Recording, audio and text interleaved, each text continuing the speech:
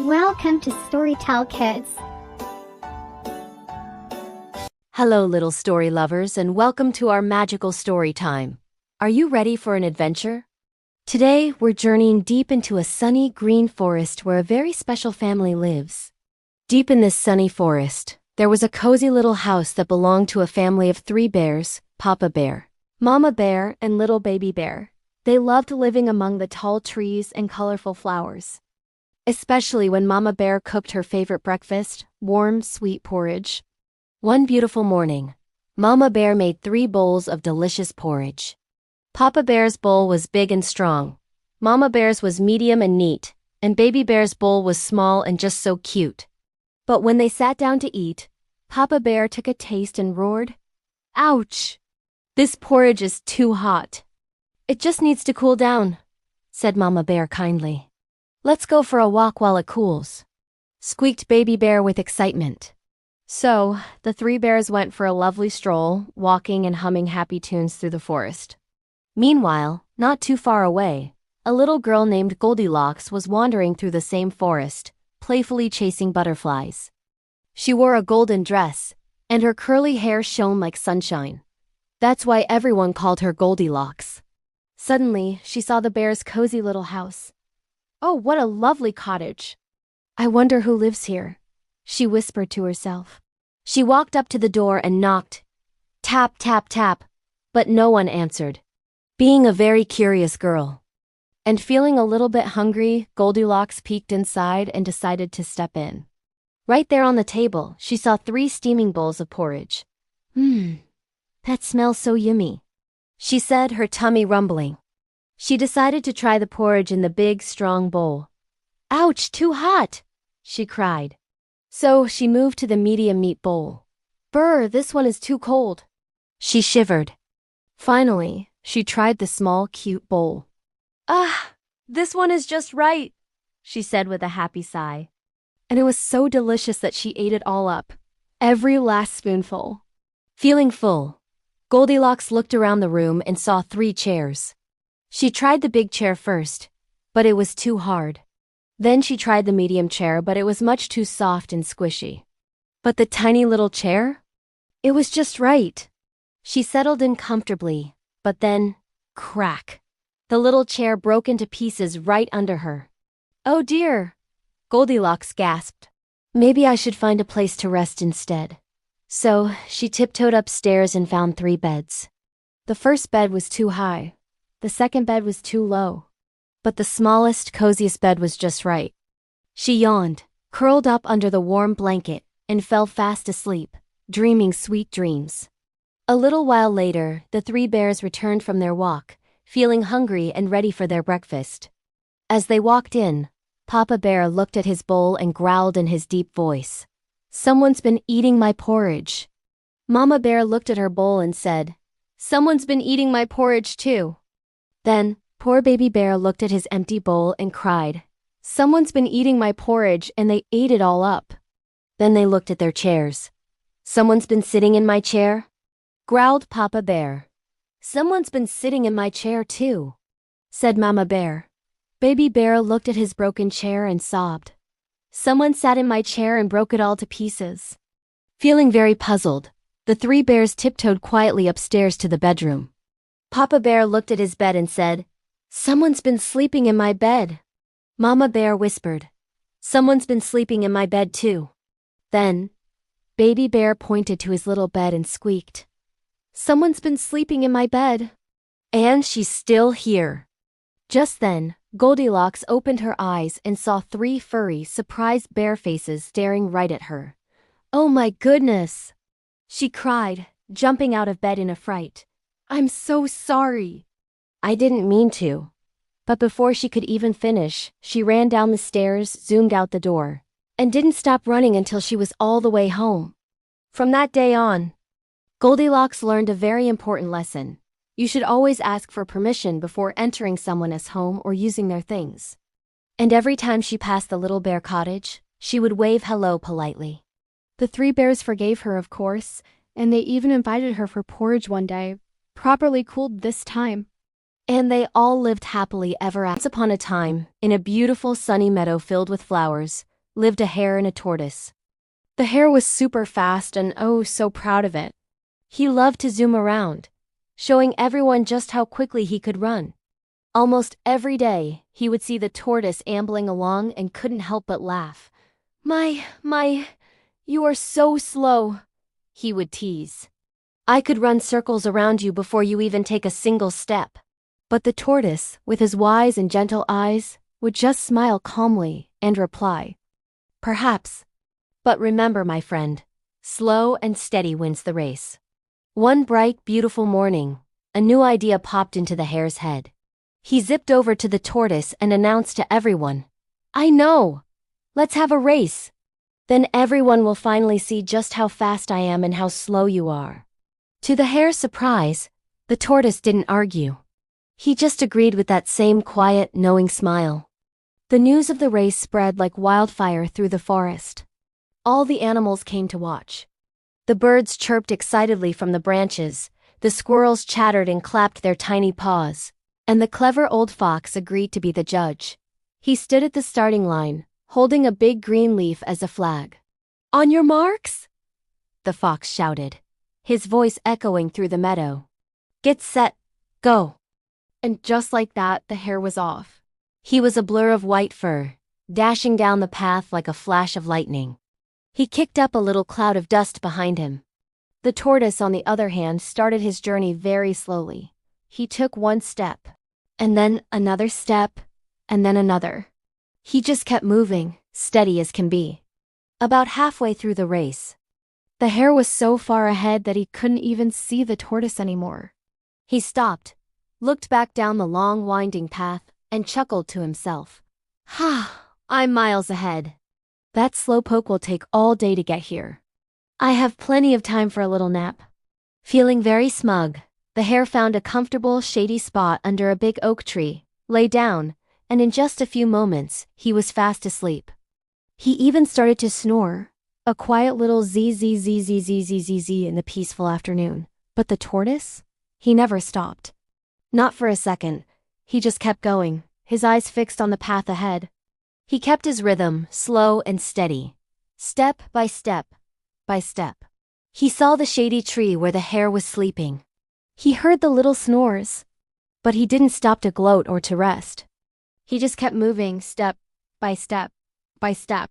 He passed the sleeping hare and continued on his journey toward the finish line. Finally, after what seemed like a long time, the tortoise crossed the finish line. A huge cheer erupted from the crowd of animals who had been waiting patiently. Hooray for the tortoise! He did it! He won! They all shouted. The noise was so loud that it woke the hare from his deep sleep. He blinked his eyes, stretched, and then remembered the race. He jumped up and dashed toward the finish line as fast as his legs could carry him, a panicked look on his face. But it was too late. The tortoise was already there, wearing a winter's wreath of flowers, looking tired but very happy. The hare stood there, completely out of breath, his ears drooping with embarrassment. He looked at the tortoise and said, I'm sorry. I shouldn't have been so proud and made fun of you. The tortoise smiled kindly, his victory making him gracious. It's okay, he said. Just remember, my friend, slow and steady wins the race. From that day forward, the hare and the tortoise became the best of friends, and the hare learned a very important lesson about patience and hard work. And the moral of our story today is a wonderful one. It teaches us that being persistent and never giving up is what truly leads to success. It's not always about being the fastest or the flashiest, but about keeping going no matter what. Thank you so much for joining me for this story. I hope you loved it. Once upon a time, deep in a big, green jungle, there lived a proud lion named Leo. He was the king of the forest, strong, fierce, and all the other animals were very scared of him. Every single day, Leo would go hunting and catch whichever animal he wanted for his dinner. The poor animals lived in constant fear. One day, they decided they couldn't take it anymore and gathered for a meeting under a tall tree. We can't live like this, cried a deer. If the lion keeps hunting us, soon none of us will be left, The wise old elephant had an idea. "Let's make a plan," he said. "We'll send one animal to the lion every day for his meal. That way he won't have to hunt, and the rest of us can be safe." Everyone thought this was a good though sad solution. They went to the lion's cave and explained their plan. Leo thought for a moment and then agreed. "Very well," he growled. "But you must send me one animal every single day without fail. If you don't, I'll hunt all of you." The animals nervously nodded and left. Days passed, and one by one, an animal went to the lion. Then it was the turn of a tiny but very clever rabbit named Ricky. As he hopped slowly towards the lion's den, he thought to himself, "This can't go on. I have to use my brains to save everyone." He came up with a clever plan and decided to arrive at the lion's cave very, very late. When Ricky finally showed up, the sun was setting, and the lion was roaring with hunger and rage. "Why are you so late?" he bellowed. Ricky bowed low and said, "Oh, mighty king, please forgive me. I was actually on my way here with another, much bigger rabbit for your meal. But on the way, another lion stopped us. He said that he is the real king of this forest." The foolish lion's eyes burned with fury. "What? Another lion? How dare he? Take me to him right now. I'll show him who the real king is." Ricky nodded and led the angry lion deep into the forest until they reached an old stone well. The water inside was crystal clear and still, just like a mirror. "Your Majesty," Ricky whispered, pointing into the well. "The other lion lives down there. Look, he's hiding from you." The lion peered over the edge and saw his own reflection staring back at him from the water. Thinking it was his rival, he let out a mighty roo-o-or. His reflection in the water seemed to roar right back. Furious and foolish, the lion leaped into the well to attack his enemy. Splash! But of course, there was no other lion, only deep water. He couldn't climb out, and that was the end of the proud lion. Ricky the rabbit raced back and told all the other animals the good news. The jungle erupted in cheers and laughter. Everyone celebrated the small, clever rabbit who had saved them all. From that day on, the forest was a peaceful and happy place to live. Far across the sparkling blue sea, there was a beautiful underwater kingdom called Coral Bay. The water shimmered with glowing lights, shining pearls, and the most colorful coral gardens you could ever imagine. This kingdom was ruled by the kind and brave Princess Nia, alongside her father, King Coral. Princess Nia was loved by every single sea creature. She was gentle, she was smart, and she was never ever afraid to help someone in need. Instead of a heavy crown, she wore a simple one made of shells, and her long flowing hair danced like waves in the water. But the most precious thing in the entire kingdom was the ocean pearl. This wasn't just any pearl. It was a glowing, magical pearl that lit up the whole underwater world, especially at night. It was their sun, their moon, their guiding light, kept safely on a coral pedestal right in the heart of the royal palace. Then, one morning, everything changed. When Princess Nia went to greet the pearl, she gasped. The pedestal was empty. The ocean pearl was gone. Almost immediately, a gloom fell over the kingdom. The water began to darken. The fish, usually so cheerful, grew scared. The playful dolphins stopped their games, and the vibrant coral gardens started to lose their brilliant colors. King Coral gathered all the sea creatures together. "Without the ocean pearl," he said, his voice filled with worry, "our kingdom will lose its light and its magic." The crowd of sea creatures murmured anxiously. But then, Princess Nia stood tall. Her voice rang out, clear and steady. "Don't be afraid," she declared. "I will find the ocean pearl and bring it home." A glimmer of hope returned to their eyes as they watched their brave princess prepare for her quest. Nia packed a small treasure bag for her journey. Inside, she put some tasty seaweed snacks and a special glowing seashell to light her way. She said goodbye to her father and swam out of the palace, heading into the vast, open ocean. She glided past deep coral caves, through forests of tall, swaying seaweed, and over beds of shiny shells scattered across the ocean floor. Soon she met her friend Dolly the dolphin, who was known for being the fastest swimmer in Coral Bay. Dolly, Nia called out. Have you seen the ocean pearl? Dolly zipped around her in a playful circle, but her tone was serious. I saw something glowing near the dark trench last night, she said, flipping her tail. But you have to be careful, Princess. They say something very big and very mysterious lives down there. Nia thanked her friend for the warning and, with a determined look, swam bravely toward the foreboding trench. The dark trench was just as its name described. It was deep, it was cold, and it was eerily quiet. The light from Nia's seashell barely pierced the darkness. Taking a deep breath to steady her nerves, she swam down into the abyss. As she ventured deeper, she spotted a small crab hiding under a rock, trembling. Why are you hiding, little one? Nia asked kindly. The crab, whose name was Crabby, peeked out. There was a huge shadow, he whispered, his claws clicking together nervously. I think the sea monster has the pearl. His eyes were wide with fear. Most would have turned back right then, but not Nia. Don't worry, Crabby, she said with a reassuring smile. I'll go talk to him. I believe that even monsters can be kind if you give them a chance. Feeling a bit braver, Crabby pushed a shiny blue pebble toward her. For courage, he said. Nia tucked the pebble into her bag, feeling its smooth weight, and continued her descent into the heart of the trench. Finally, at the very bottom, she saw a dark cave. And inside, she saw a familiar, soft glow. It was the ocean pearl sitting on a large rock, but it wasn't alone. Next to it was the sea monster. He was huge, with long, coiling tentacles and two big, glowing yellow eyes that watched her every move. A low growl rumbled from his chest. Why have you come here, little princess? He asked, his voice deep and gravelly. I saw the pearl shining so brightly, and I took it so it would keep me company here in the dark. A gentle smile touched Nia's lips. She understood. I know how it feels to be lonely, she said softly. But this pearl's light belongs to everyone. If you return it, you can visit our kingdom whenever you want. You'll have hundreds of friends. You'll never have to be lonely again. The sea monster blinked his big yellow eyes.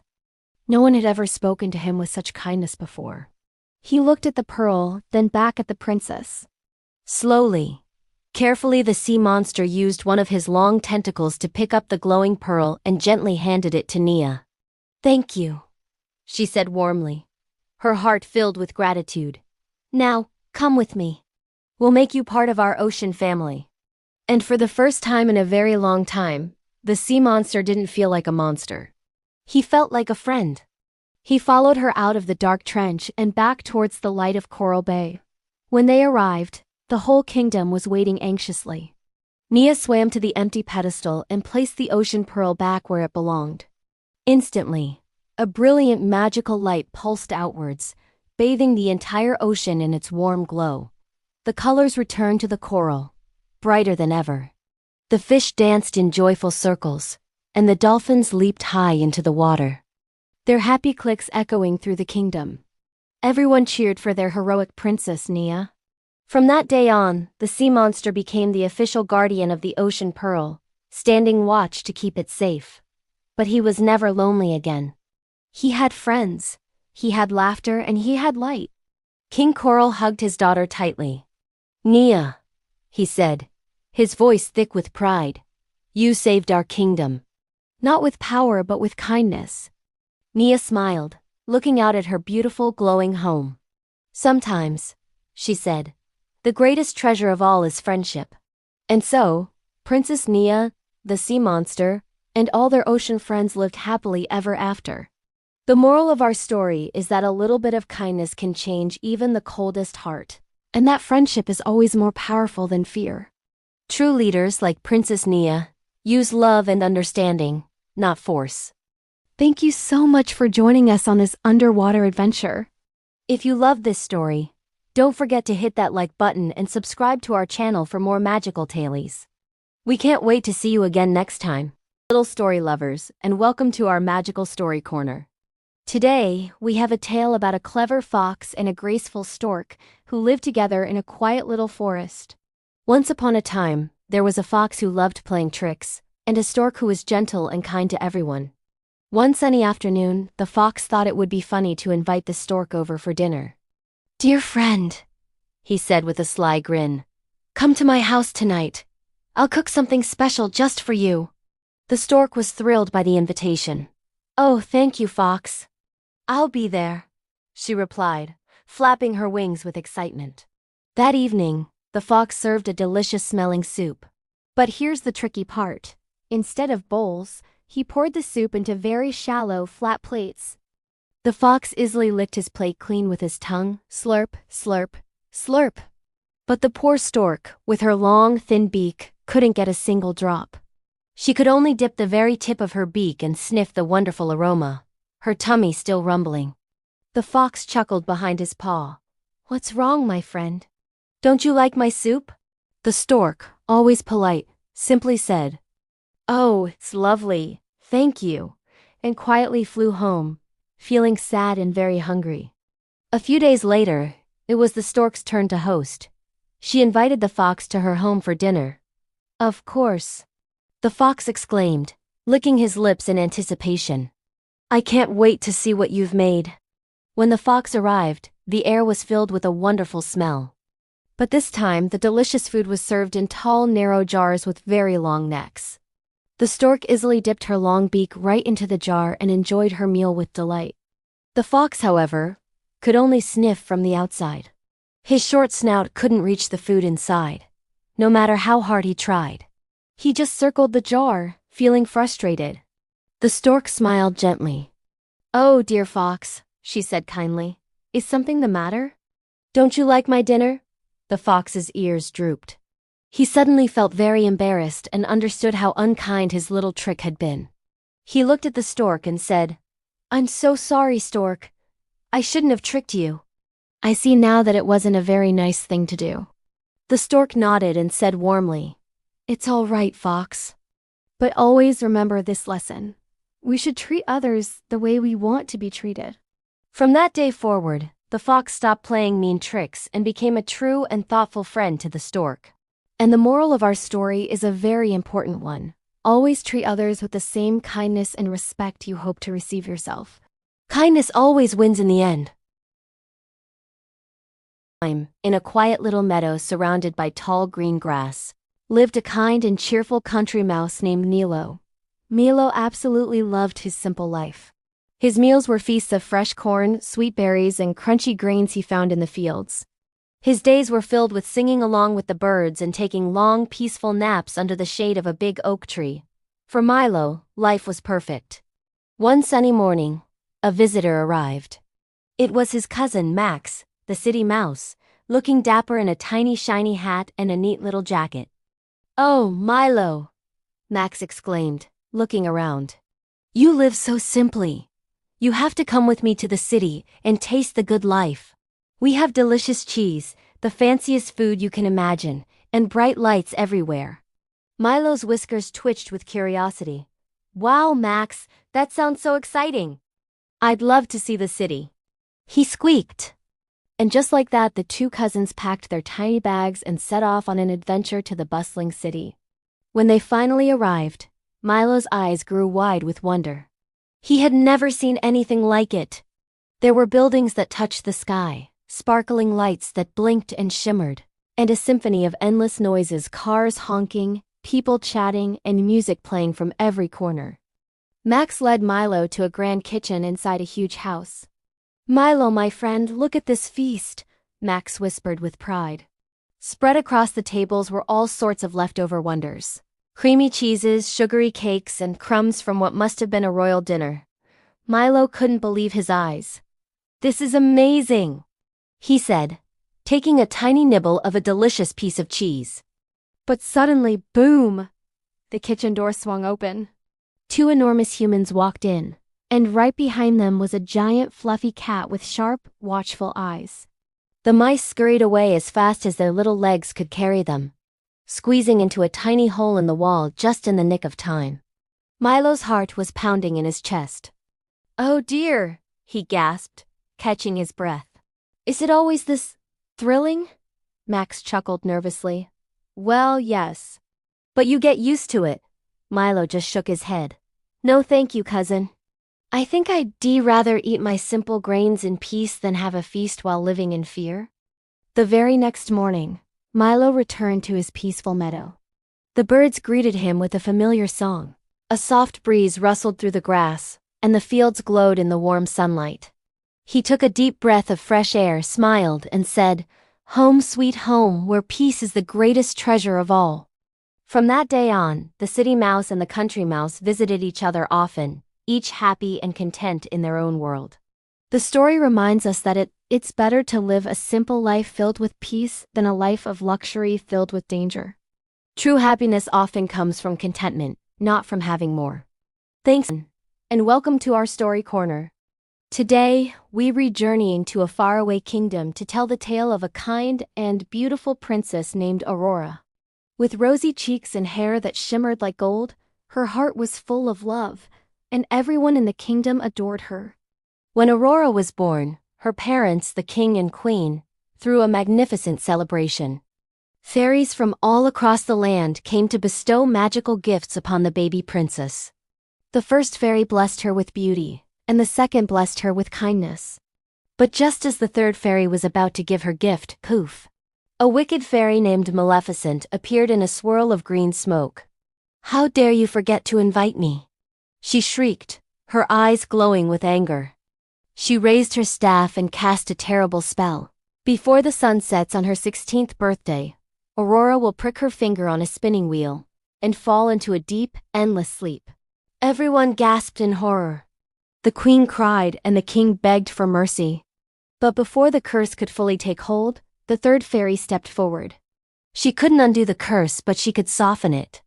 "Princess Aurora shall not die," she declared. "She will only sleep until she is awakened by true love's kiss."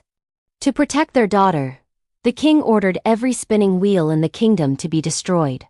Aurora was sent to live deep in the forest, cared for by the three kind fairies, who called themselves Flora, Fauna, and Merryweather.